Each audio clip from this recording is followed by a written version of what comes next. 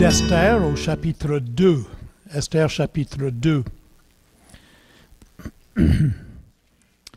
Il y a 2 semaines et demie, j'ai pris l'avion la nuit pour aller en Suisse. Et après avoir passé la nuit en essayant de dormir dans l'avion, on arrive en Europe. On arrive en Suisse, puis juste avant d'atterrir, le pilote est venu faire ses annonces, puis il a dit « J'ai 2 choses à vous dire. Vous pouvez décider si c'est de bonnes nouvelles ou des mauvaises nouvelles. Il neige à Genève. Et le nouveau président des États-Unis, c'est Donald Trump. Voyez-vous, j'ai pris l'avion à l'aéroport à Dorval. Aujourd'hui, on l'appelle l'aéroport Trudeau, je ne sais pas pourquoi. Puis, je ne savais pas le résultat des élections, mais je l'ai pris. Puis moi, j'ai applaudi. Puis il y avait 280 personnes dans l'avion qui m'ont regardé un peu à travers. Pendant que j'étais en Europe, il y a eu les premières élections pour le nouveau président de la France. Et Sarkozy a pris le débarque. Puis on discutait beaucoup des élections de la France. Puis en Suisse, on était tous inquiets que Trump, cet homme terrible, soit devenu président des États-Unis. Puis ici au Québec, mais nous avons des controverses avec notre gouvernement ici au Québec provincial. Puis nous avons cette jeune premier ministre au Canada, au fédéral. Puis il me semble que j'entends parler beaucoup de politique, comme si c'était important. Et je pense que le passage que nous allons lire ce matin nous enseigne un peu sur l'importance ou de le manque d'importance dans la politique dans ce beau monde. Nous lisons Esther chapitre 2, verset 1er, et je lis dans la Bible dite la Colombe. Après ces événements, la fureur du roi Assuérès s'apaisa. Il se souvint de Vashti, de ce qu'elle avait fait et de la décision qu'il avait prise à son sujet. Les jeunes gens qui servaient le roi dirent qu'on recherche pour le roi de jeunes vierges d'une grande beauté. Que le roi donne à des chargés de mission dans toutes les provinces de son royaume la charge de rassembler tout ce qu'il y a comme jeunes et belles vierges dans la harem de Suse, la capitale, aux soins de Hégé, eunuque du roi et gardienne des femmes, et qu'on leur donne des cosmétiques. La jeune fille qui plaira au roi régnera à la place de Vashti. Cette proposition plut au roi, et ainsi fut fait. Il y avait à Suse, la capitale, un juif du nom de Mérodorché, fils de Yaïr, fils de Shimei, fils de Kish, Benjamite, et donc fils de quel roi? Descendant de quel roi?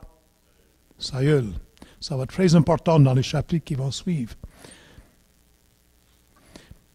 Il avait été déporté de Jérusalem, pas lui, mais ses ancêtres, pas Mérodorché, mais ses ancêtres, avaient été déportés de Jérusalem avec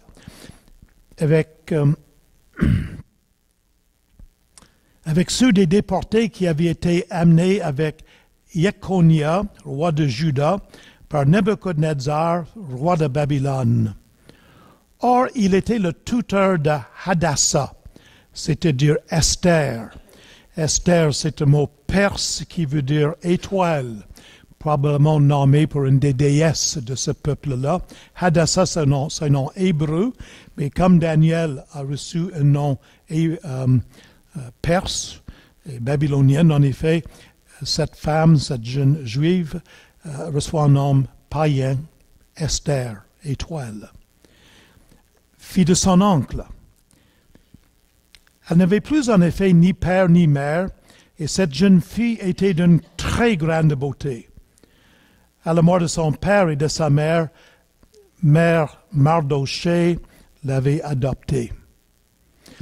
Lorsqu'on eut publié l'ordre et l'édit du roi, de nombreuses jeunes filles furent rassemblées à Suse, la capitale, aux soins de Hégaï, en amenant aussi Esther dans le palais royal aux soins de Hégaï, gardienne des femmes. Et dans l'hébreu, l'original veut dire on a pris aussi Esther. La jeune fille lui plut et gagna sa bienveillance. Il lui donna avec empressement les cosmétiques et les rations qui lui revenaient, ainsi que les 7 jeunes servantes de la maison royale qu'on avait prévu de lui donner. Et il la fit passer avec ses jeunes servantes à la meilleure place du harem. Esther ne fit connaître ni son peuple ni son origine, car Merodachée lui avait défendu de les faire connaître. Chaque jour, Mardochée arpentait les abords du harem pour savoir comment se portait Esther et comment on le traitait.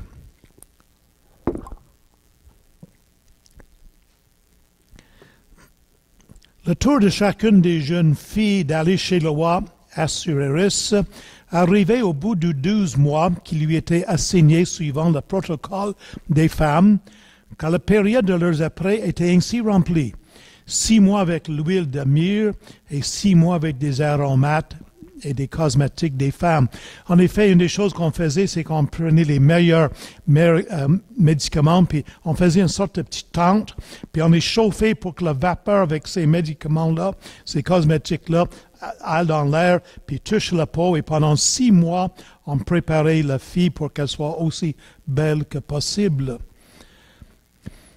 Lorsque la jeune fille allait chez le roi, tout ce qu'elle demandait lui était donné pour qu'elle emporte avec elle du harem au palais royal.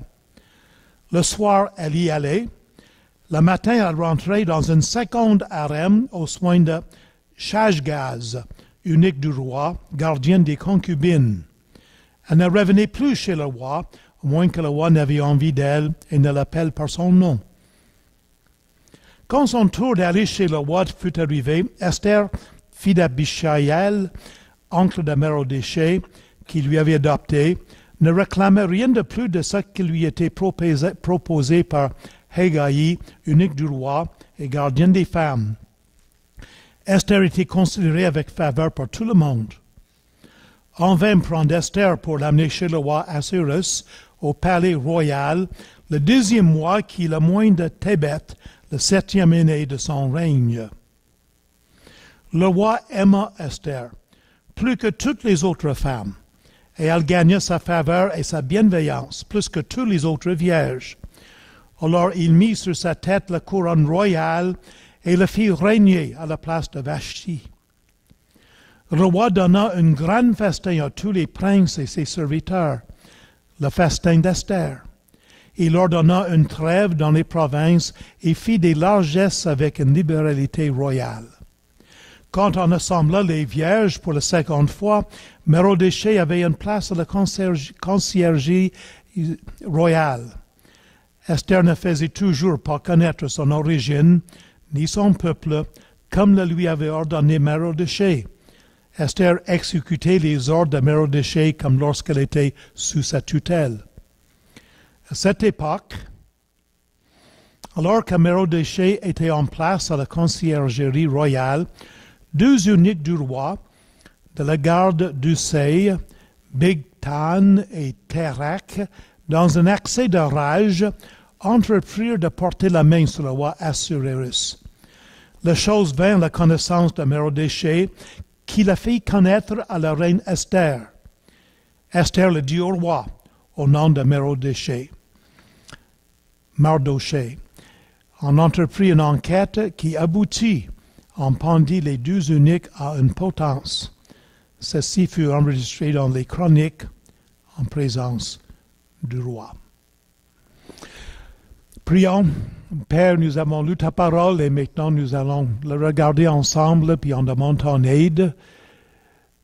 Apprends-nous, Seigneur, des leçons qui toucheront nos vies.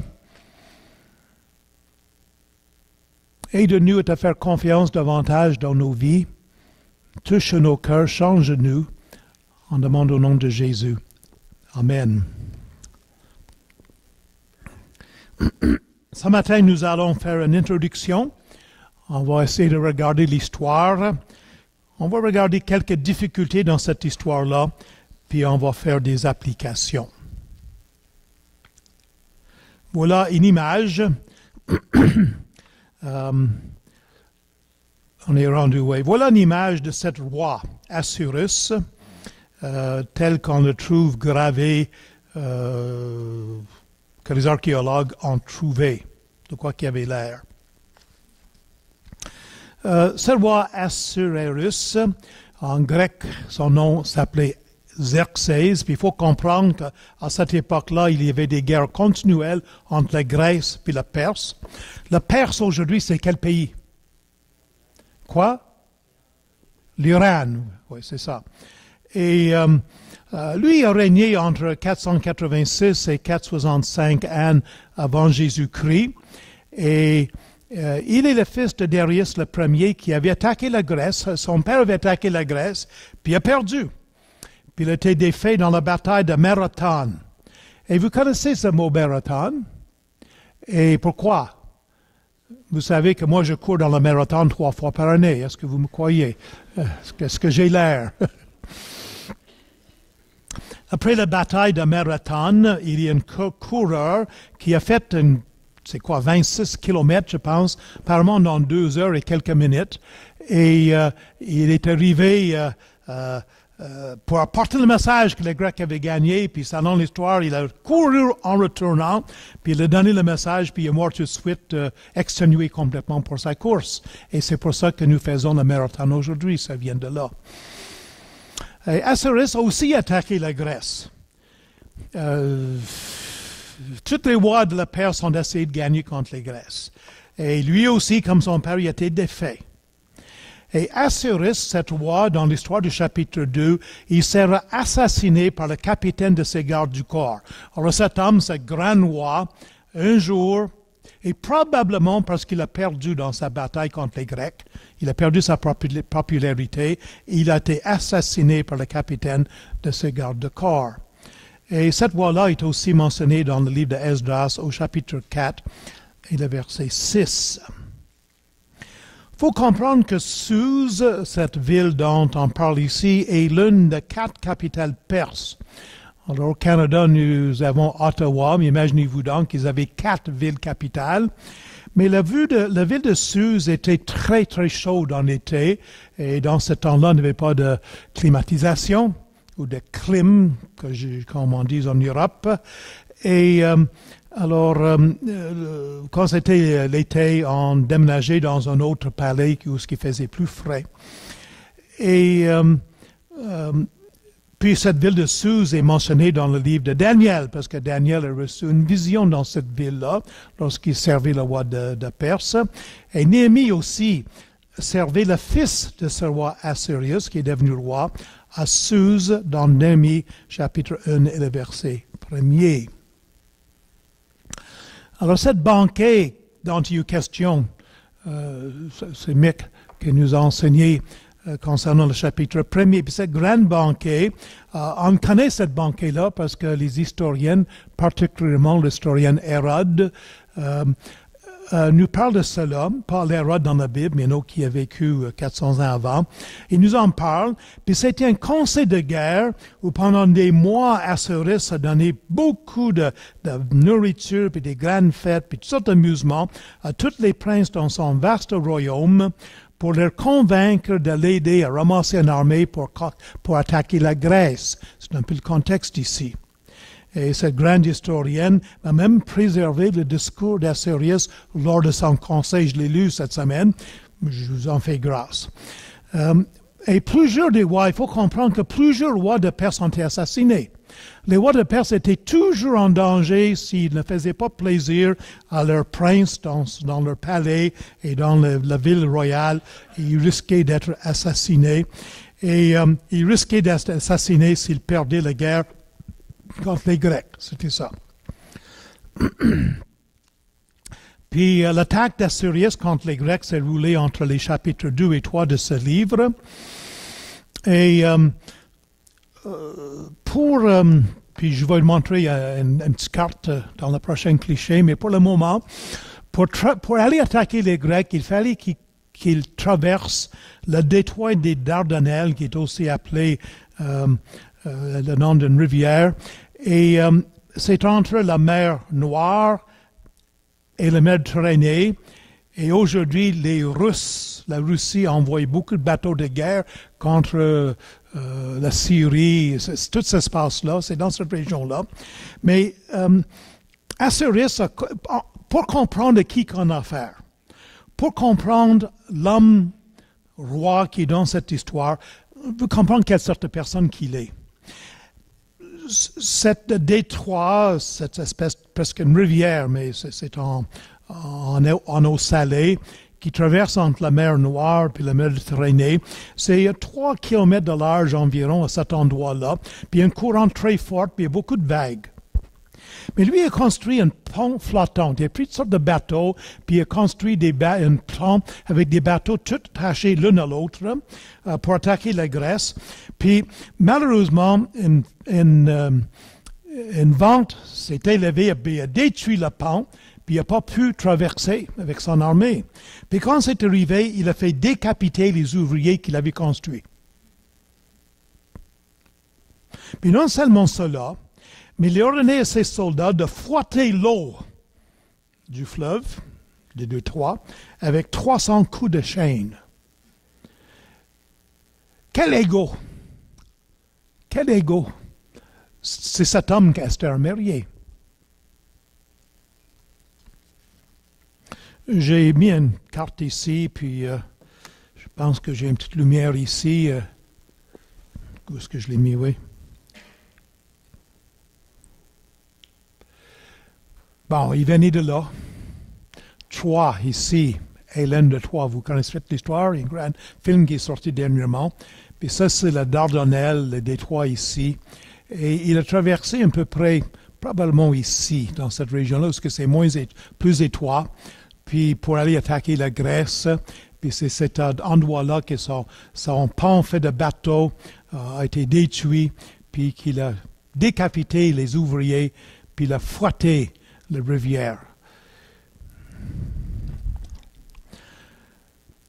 Tout cela nous démontre l'orgueil de ce dictateur imbu de lui-même. Et nous imaginons difficilement l'attitude de la cruauté de ces rois de Perse. Le monde et toutes les personnes dans le monde existaient pour leur plaire et pour leur servir. Imaginez-vous être assez égoïste. C'était quand même un grand royaume qui s'étendait depuis l'Égypte jusqu'aux Indes. Tout un grand royaume, peut-être un des plus grands royaumes du monde qui ait jamais existé. Puis il fait ramasser des milliers de jeunes filles. Des jeunes filles qui avaient rêvé de se marier un jour puis avoir des enfants. Comme toute jeune fille qui pense à l'avenir. Vraiment, ces filles-là, sans la permission de leurs parents, sans la permission de personne, les amènent pendant un an pour les mettre aussi belles possible, couchent avec une nuit, puis les envoient dans un autre harem où ils n'auront jamais le droit de sortir. Si jamais ces filles tombent enceintes avec une nuit, mais leurs enfants devenir des serviteurs du roi, mais aucun avenir vraiment, puis ces filles-là ne peuvent jamais se marier, ne peuvent jamais voir un autre homme excepté ces eunuques. Et ça, c'est leur vie. Il a fait ça avec des centaines et des centaines de filles. Parce qu'il pouvait le faire. Ces eunuques, vous savez qu'est-ce que c'est, hein? Chaque année, il saisissait une centaine de jeunes garçons de 6 à 8 ans. Il les castrait. Parce que vous voyez, il ne voulait pas que ses serviteurs aient des ambitions pour ça, pour leur famille. Un serviteur qui n'a pas d'enfant, puis il n'aura jamais d'enfant, mais c'est moins dangereux qu'il se révolte contre le roi, parce que ces rois avaient toujours peur d'être assassinés. Je pense que sur une douzaine de rois de Perse, il y en a 7 qui ont été assassinés. Alors, pour être certain qu'ils n'aient pas d'ambition, ou bien qu'ils n'aillent pas dans l'harem de ces femmes, ces milliers de femmes qu'il y avait dans ces 2 harems, un harem de femmes en préparation, puis un harem des filles qui avaient utilisé une fois, excusez-moi de le dire comme cela. Il ne voulait pas que quelqu'un s'amuse avec ces femmes-là. Alors, il coupait, il faisait castrer les jeunes garçons de 6 à 8 ans qui étaient donc dans son son palais, dans son service pour le reste des jours, des milliers de personnes. Voilà quelle sorte d'homme que nous avons dans cette histoire. Regardons maintenant l'histoire. Alors, dans le chapitre 1er, Assuérus avait renvoyé sa reine Vashti. Alors, les femmes ici, vous avez entendu l'histoire, soyez gentils avec vos maris, parce qu'ils pourraient peut-être faire la même chose, je ne sais pas. Non? C'est peut-être moi qui vais le renvoyer, je ne sais pas. Hein? Alors, il me semble un grand nombre de jeunes filles vierges pour la reine du roi, parmi lesquelles on choisirait la prochaine reine de cette fille-là. On va choisir une dans le gang. Puis, l'histoire ne nous donne pas tous les détails des pensées d'Esther, des pensées de Mérodéché, puis tous les détails de ce qui s'est passé. Comme j'ai dit, quand je regarde l'hébreu, le texte original, j'ai nettement l'impression ça dit prise, elle a été prise, elle. Elle n'avait pas de choix. Bon, est-ce qu'elle a résisté?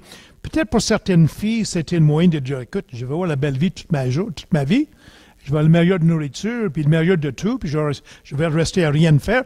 Esther, quand elle était prise, on lui a donné 7 servantes pour le servir. Quand je me suis marié, je n'ai pas donné 7 servantes à mon épouse. Hein? Alors, peut-être pour certaines filles, c'était une bonne chose, cela-là. Plus de faire la vaisselle, bon. Mais pas certaines qu'Esther était d'accord, on ne sait pas. Puis une jeune fille orpheline juive, Esther, est aussi prise et conduite dans la maison du roi, comme j'ai dit, peut-être malgré elle. Et son oncle qui l'avait élevé lui avait donné l'ordre de cacher sa religion et sa race. On va revenir sur ce point-là. Plusieurs Juifs, peut-être les plus pieux, étaient déjà retournés à Jérusalem 40 années auparavant sous Esdras et Néhémie. Je dis 40 ans, ça a peut-être commencé 50 ans avant, puis ça a eu lieu pendant une vingtaine ou 25 ans. Et on peut se poser la question pourquoi que Mérodéché puis Esther sont encore à Suse, dans la capitale, au lieu de retourner à Jérusalem avec tous les Juifs qui étaient contents de retourner dans leur pays pour reconstruire leur temple. C'est une bonne question. En tout cas, Esther trouve grâce devant le gardien des femmes, qui la traite très, très bien.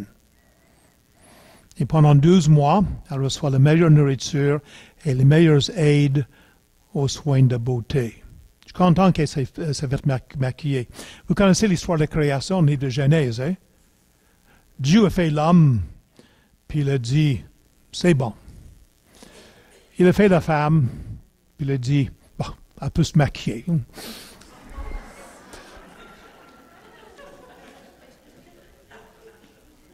Ça, vous effacez ça, hein? Vous ne mettez pas sur l'Internet. Bien, enfin, c'est le tour d'Esther de passer la nuit avec le roi. Et le roi le préfère à toutes les autres filles, puis il la couronne comme reine. Et le roi Assuérus dans un grand festin en l'honneur d'Esther. Maintenant, il faut comprendre que Mardoché, l'oncle d'Esther, était officier dans le palais du roi. Et il a entendu 2 gardiens du palais affirmer qu'ils voulaient assassiner le roi. Puis comme je dis, là, il y avait vraiment des problèmes d'assassinat importants. Puis il informe Esther. Puis Esther avertit le roi, puis Esther dit au roi, écoute, Néhémie me dit que, puis malgré les coutumes des rois de Perse, qui avaient l'habitude de bien récompenser leurs serviteurs, qui démontraient leur fidélité, aucune récompense n'est offerte à Mardoché. Mais tout cela est inscrit dans les annales du roi. Bon, ça c'est l'histoire. Regardons les difficultés. Le texte va nous parler qu'il y avait 127 provinces. Puis cela est, si vous lisez un peu dans les commentaires de ceux qui veulent attaquer la parole de Dieu, les sceptiques, on nous dit que c'est pas vrai ça, qu'il y avait le royaume des Perses était divisé dans 20 satrapes. Et c'est vrai que les Perses était assez intelligente. Nebuchadnezzar était un roi dictateur, puis il contrôlait tout son royaume. Les Perses étaient des meilleurs administrateurs, puis ils divisaient leur territoire dans différentes, il appelait ça des satrapes, peut-être un peu comme les provinces du Canada. Puis chacun de ces satrapes-là avait beaucoup d'indépendance, beaucoup de capacité de faire des choses un peu différentes les unes des autres, pourvu qu'ils payent leurs impôts. C'est simplement ça. Mais le mot province qui est utilisé ici, c'est pas le mot satrape, et on peut facilement croire que ça désigne une région plus petite, correspondant peut-être à une ville ou une région de municipalité. On n'y a pas de raison de dire que les 127 provinces mentionnées dans le texte d'Esther, que c'est en contradiction avec les 20 satrapes que nous connaissons dans l'histoire. Une autre difficulté importante, c'est que le nom de Dieu n'est pas mentionné dans le livre d'Esther. Quand on lit les écrits des rabbins qui ont existé entre le temps 400 jusqu'au temps de Jésus, il y avait même certains rabbins qui disaient qu'Esther n'était pas un livre inspiré parce que le nom de Dieu n'est pas mentionné dans ce livre-là. Bon, c'est bien. Le nom de Dieu n'est pas mentionné dans le livre, mais je ne peux pas lire le livre d'Esther sans voir Dieu qui agit. Je ne pense pas que c'est une difficulté qui est très valable. On peut poser la question pourquoi les membres de la vallée de la famille d'Esther et de Mardochée n'étaient pas retournés à Jérusalem. Est-ce qu'ils étaient confortables dans le palais de ce roi païen et impie? Puis on ne sait pas. Puis ça revient à la question, est-ce que c'était des bons juifs? Est-ce que c'était des personnes vraiment pieuses? Est-ce que c'était des juifs qui étaient devenus tellement confortables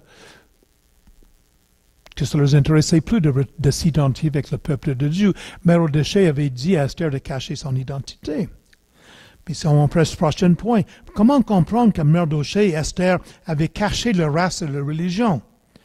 Dans votre place de travail, est-ce que les personnes avec qui vous travaillez savent que vous êtes chrétienne?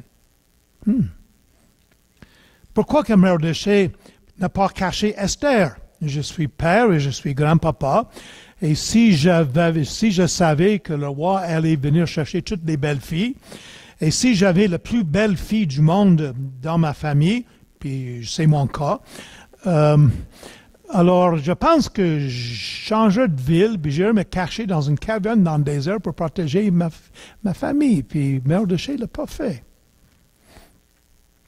Comment que Esther a pu coucher avec un homme païen, non-juif, pas circoncis, avec qui elle n'était pas mariée? Elle est un peu l'héroïne de cette histoire, mais comment se fait qu'elle a pu faire ça? Puis pourquoi qu'Esther avait accepté la nourriture et les traitements de beauté dans le cour de ce roi? Quel contraste avec Daniel et ses 3 amis. Vous connaissez l'histoire, hein? Daniel qui refuse avec ses amis de manger la nourriture du roi. Puis on dit, OK, mange la nourriture, puis on va voir qu'est-ce que ça fait. Puis après quelque temps, Daniel et ses amis paraissaient encore plus beaux que tous les autres enfants d'Israël qui avaient été amenés en captivité. Puis Daniel qui refuse d'accepter les coutumes, puis la nourriture, puis tout cela du peuple avec lequel il était en captivité. Puis Esther semble tout embarquer, puis Mardochée aussi. Comment comprendre cela? Toutes des difficultés. Je vais ici avec des applications. Chers amis, les circonstances de Mardochée et d'Esther étaient le résultat des péchés de leurs ancêtres. Pourquoi que Mardochée et Esther sont ici dans le palais du roi et dans la ville de Suse? Pourquoi ils sont là?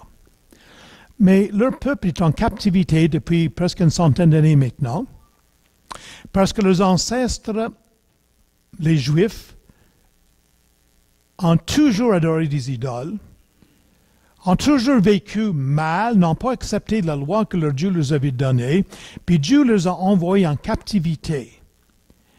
Puis Mardochée et Esther, probablement 3 générations après la captivité, sont là, puis c'est pas de leur faute. Ils héritent d'une circonstance qui n'est pas leur faute, c'est la faute de leur père ou de leur grand-père. Puis moi, je suis convaincu qu'il y a des personnes qui sont ici, puis moi-même, dans un certain sens, nous subissons certaines choses, certaines circonstances dans notre vie, certaines blessures parfois, que ce n'est pas notre faute qu'on a hérité, et la Bible appelle ça des vaines manières de vivre que nous avons hérité de nos pères, puis c'est plus que ça des fois. Et puis aujourd'hui, on vit dans un monde où c'est toujours la faute de sa mère ou son père ou de quelqu'un d'autre. Puis savez-vous que dans le monde qu'on vit, on est expert pour faire des victimes. Tout le monde est victime, n'est-ce pas? Hein? Tout le monde est victime. Et, OK, c'est vrai ici, c'est leur circonstance. Puis on peut même questionner leur obéissance pour leur consécration. J'ai posé des questions. Puis comme je dis, on ne nous raconte pas toute l'histoire. Le livre d'Esther a un but, puis il y a des détails que nous n'avons pas. Il y a quand même de l'évidence que Esther et Mardochée étaient quand même des personnes pieuses. Je pense que vous allez voir ça dans les chapitres qui viennent. Mes chers amis, le point c'est ceci.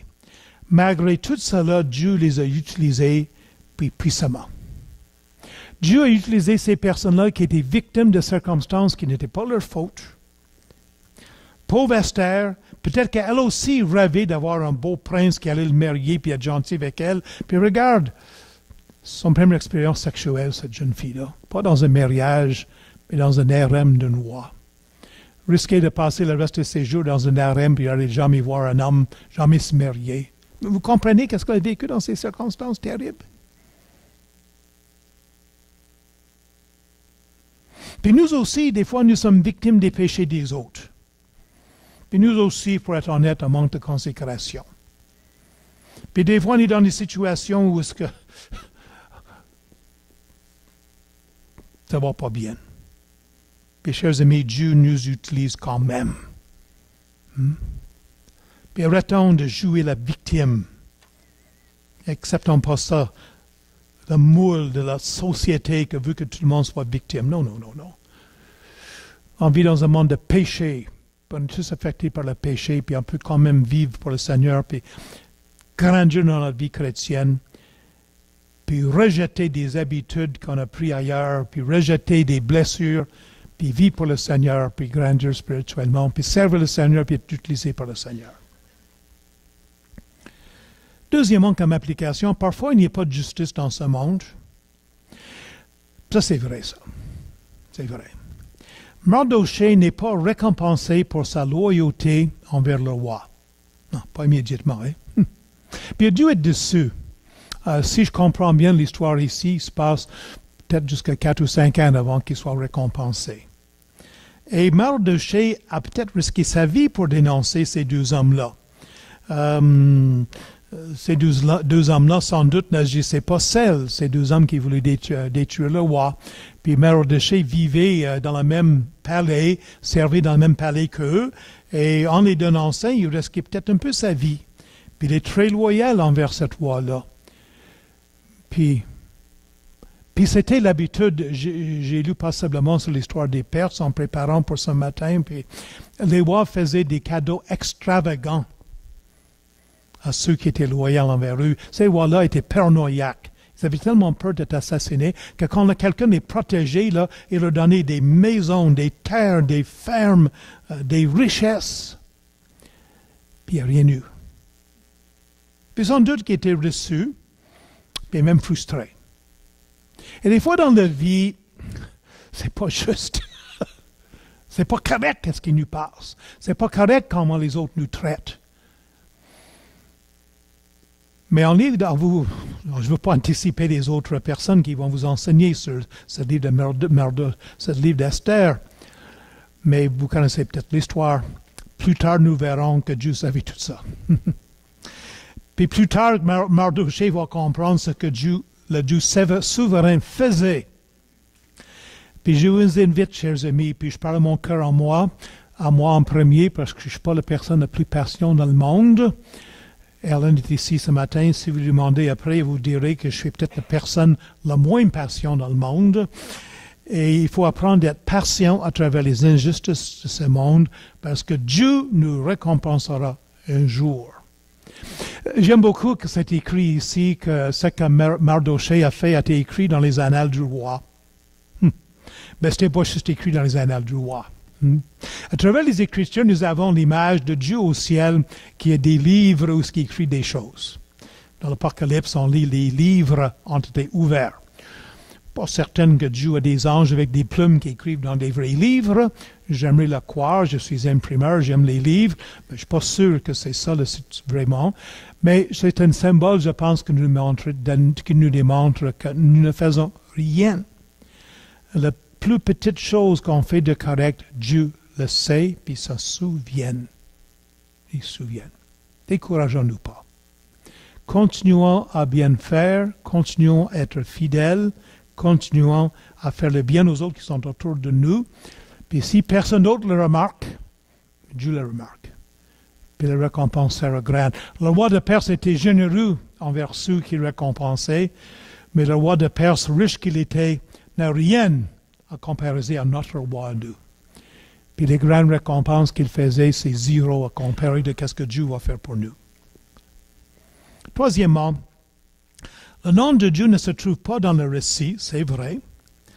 Et dans les circonstances, peut-être qu'Esther et Mardochée ne comprenaient pas pourquoi ils subsistaient tous ces événements, mais Dieu est quand même présent dans l'histoire. Et l'histoire d'Esther est la démonstration dans l'Ancien Testament de la doctrine de la providence de Dieu, une doctrine négligée, la doctrine de la providence de Dieu. Et j'ai décidé de vous mettre sur l'écran la définition de la providence de Dieu, vu que je trouve qu'on n'enseigne pas assez. Alors je vous le lis. Voici ce que ça veut dire quand on parle de la providence de Dieu.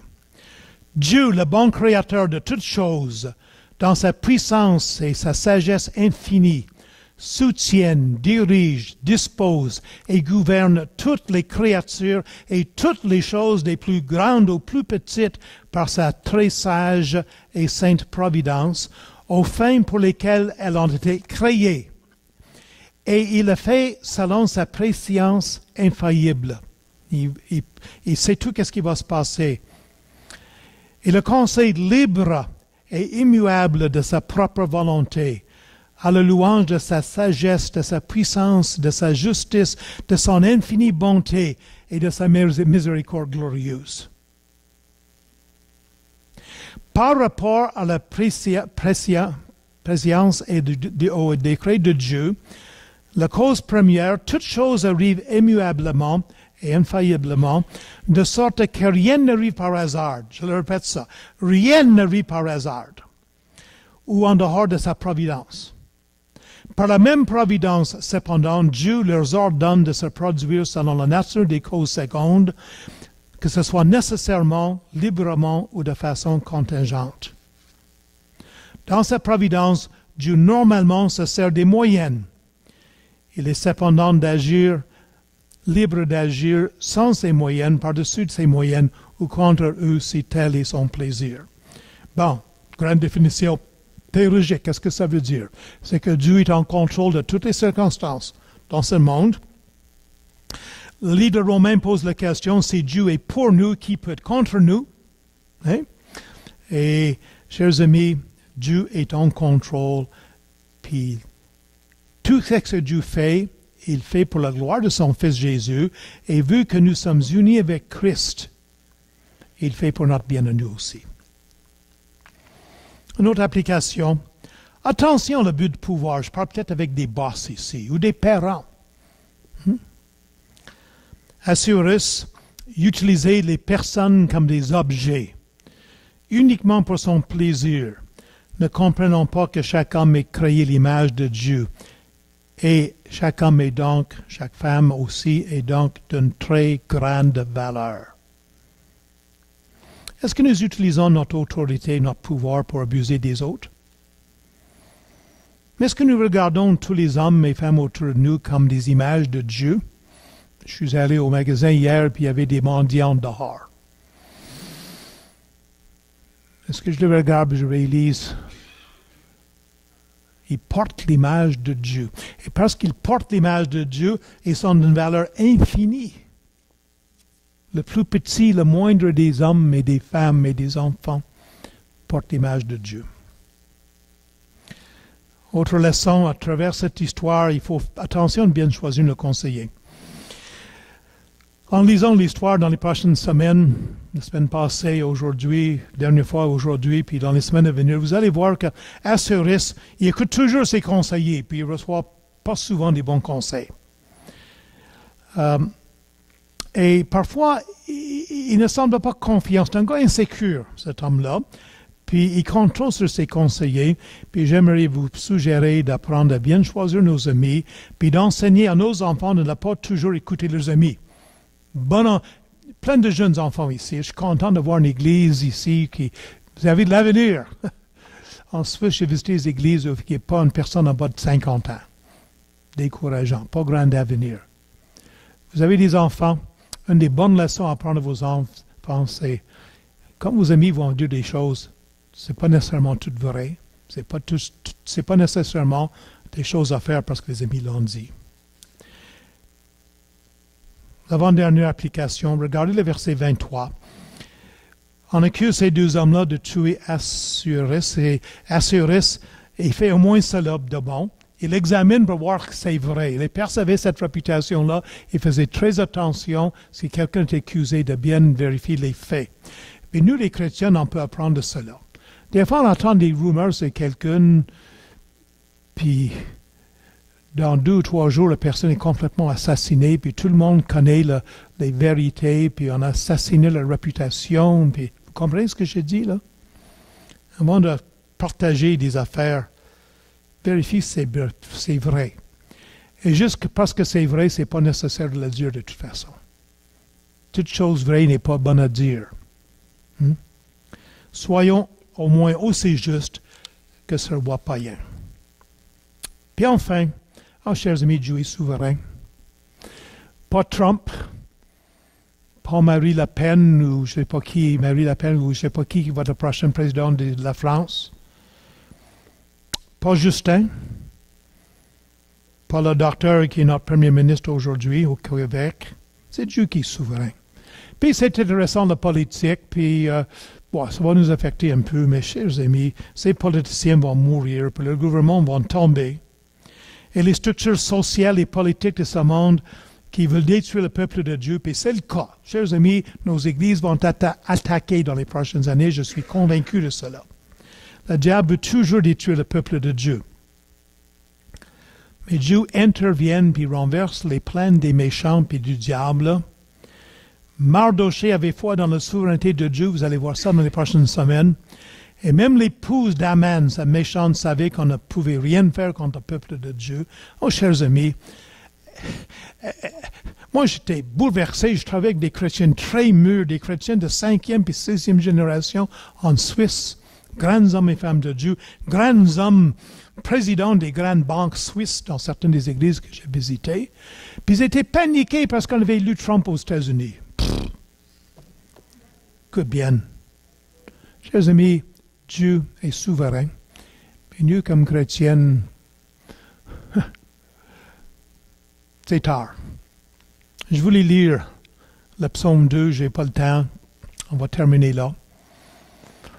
Mais on a un roi ici dans le livre d'Esther. Mais Dieu a élu un président, il a élu un premier ministre, il a élu un roi. Et le mot élire là veut dire choisir, souvent. Puis ce roi s'appelle Jésus. Puis lisez le psaume 2. Dieu rit des rois de ce monde, puis il dit, j'ai établi mon fils. Alors nous, là, c'est tout qu'on va gagner nos élections. On est certain qu'on va gagner l'élection qui compte.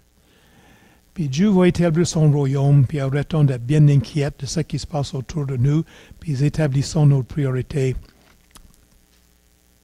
à des choses qui sont vraiment prioritaires. Nous prions. Seigneur, merci pour cette histoire. Merci que tu es le Dieu de providence.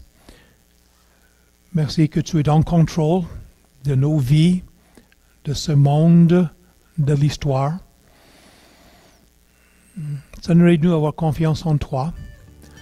Aide-nous à rejeter ce syndrome de la victime. Aide-nous à te servir malgré tout cela, Seigneur. Au nom de Jésus, on demande.